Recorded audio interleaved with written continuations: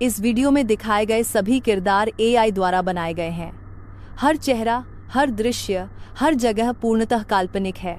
इनका किसी भी वास्तविक व्यक्ति, स्थान, धर्म या घटना से कोई संबंध नहीं। यह किसी भी असली इंसान की हूबहू नकल नहीं है। यदि किसी का चेहरा या व्यक्तित्व मिलता जुलता लगे तो यह केवल संयोग है।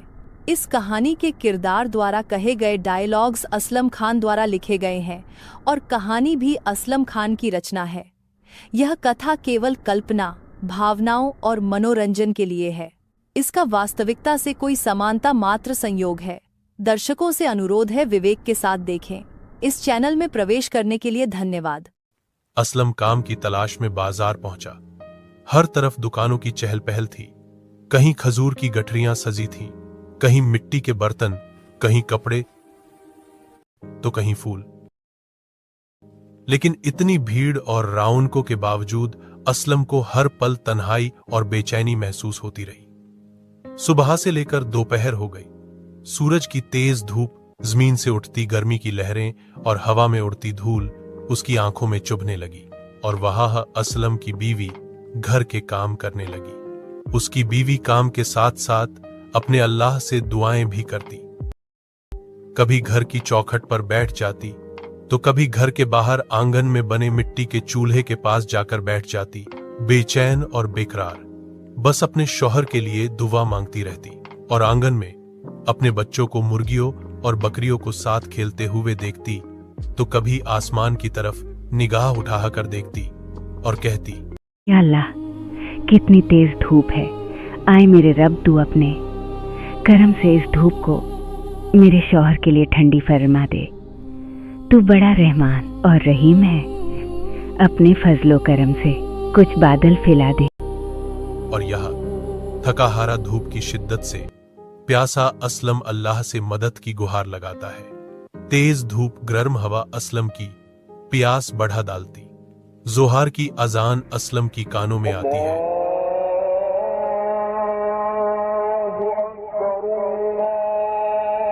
असलम पास की मस्जिद में चला जाता है और वहां बड़े मिट्टी के घड़े में पानी भरा था।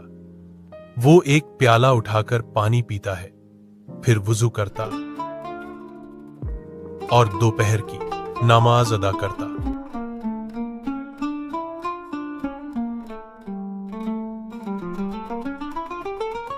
और सजदे में गिरकर अपने रब से कहता, या अल्लाह मेरी मदद फरमा। ऐ मेरे अल्लाह, ऐ मेरे पाक परवरदिगार, आज मुझे खाली हाथ घर मत लौटाना। मेरे बच्चों की भूख, मेरी अम्मी की दुआएं और मेरी बीवी की वो बातें बार बार मेरे ज़हन में गूंज रही है। या मेरे मालिक, तू अपने फजल व करम से मेरी अम्मी और मेरी बीवी की दुआओं को अपने प्यारे हबीब की मोहब्बत के सदके कबूल फरमा। आमीन। दुआ के बाद जब असलम मस्जिद से बाहर निकला तो उसका दिल कांप गया। अभी कुछ देर पहले तो आसमान में तेज धूप थी, मगर अब काले बादल छा चुके थे। ठंडी प्यारी सी हवा उसके चेहरे को छू रही थी, लेकिन असलम के दिल में घबराहट उतर आई। धूप रहती तो कहीं ना कहीं काम की उम्मीद थी, मगर अगर बारिश हो गई तो सारी उम्मीदें टूट जाएंगी। या अल्लाह, तेरी मर्जी तू ही जाने, मगर मुझे आज खाली हाथ मत भेज। इन्हीं ख्यालात में डूबा असलम आगे बढ़ा और देखा कि कुछ तिजारती लोग ऊंटों पर खजूर की बोरियां लाद कर आए हैं। असलम ने सलाम किया, अस्सलामु अलैकुम। तिजारती ने जवाब दिया, वालेकुम अस्सलाम। फिर असलम ने पूछा, भाई क्या मैं ये बोरियां उतार दूं? तिजारती ने पूछा, कितनी कीमत लोगे दोस्त? असलम ने कहा, जो कीमत आप ठीक समझें दे दीजिएगा। तिजारती ने मुस्कुराकर कहा, अच्छा उतार दो। असलम ने बोरियां उतारकर पास की एक मिट्टी के बने इमारत जैसी एक दुकान के अंदर रख दी, जिसकी मिट्टी की बनी जालीदार खिड़कियां थी। दुकान के पास ही एक बड़ा सा बरगद का पेड़ था। खजूरों के बोरियां रखते हुए असलम को दुकान में एक अजीब सी खुशबू आती है, मानो जैसे संदल और गुलाब का इत्र किसी ने बहुत ज्यादा और बहुत से लोगों ने लगाया हुआ हो, मगर असलम को कोई नजर नहीं आता। सारी बोरियां उतरने के बाद तिजारती ने उसे एक छोटी सी थैली पकड़ा दी और शुक्रिया अदा किया और असलम के कंधे पर हाथ रखा और कहने लगा, दोस्त, आपसे मिलकर बहुत खुशी हुई। असलम ने भी कहा, जी मुझे भी खुशी हुई। फिर असलम ने जाने की इजाजत ली। अल्लाह हाफिज कहकर अपने घर की तरफ के रास्ते चलते हुए आज की कमाई का दिल ही दिल में अल्लाह का शुक्र अदा करते हुए जाने लगा। असलम को कुछ थोड़ी दूर जाकर महसूस हुआ कि थैली का वजन कुछ भारी सा हुआ है। असलम सोचने लगा, ये थैली इतनी वजन कैसे हो गई। फिर असलम ने थैली को खोला तो देखता है कि उसमें इतने पैसे हैं कि पूरे 1 साल का राशन आ सकता है और फिर भी कुछ बचेंगे। उसके दिल में ख्याल आया, कहीं तिजारती ने अपने तिजारत वाले माल की थैली तो नहीं दे दी है। वो फौरन पलटकर दुकान पर पहुंचा, मगर उसकी आंखें फटी रह गईं। वहां तो कोई दुकान थी ही नहीं, सिर्फ एक बड़ा बरगद का पेड़ था। असलम ने आसपास के लोगों से पूछा, भाई जरा सुनिए, यहां अभी थोड़ी देर पहले खजूर की दुकान थी ना? लोग हैरानी से बोले, यहां तो कभी कोई दुकान नहीं रही, खजूर वालों की दुकान आगे वाली गली में है। असलम का दिल उलझन में पड़ गया। उसने फिर से थैली खोली। ऊपर तो आमता और पर्र चलने वाले सिक्के थे, मगर उन्हीं सिक्कों के नीचे सोने के सिक्के और हीरे चमक रहे थे।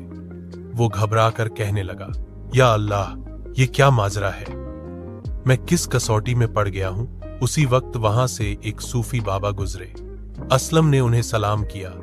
अस्सलामु अलैकुम बाबा।